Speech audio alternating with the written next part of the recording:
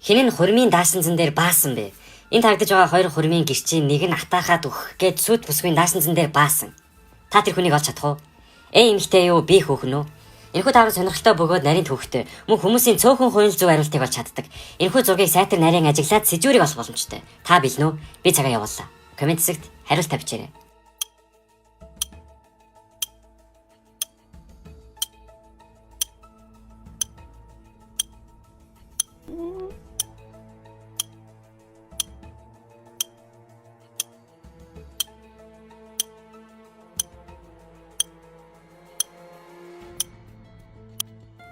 Зөв хариулт бол би хөөхн.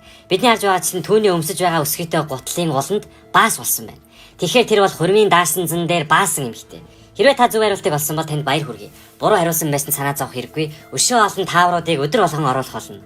Хэрвээ та илүү сонирхолтой таавруудыг үзхийг хүсвэл Instagram дээр ноён ногоон, Facebook дээр ноён ногоон, YouTube дээр ноён ногоон гэсэн хаягуудыг дагаад сонирхолтой таавруудыг цаг алдахгүй үзэх боломжтой.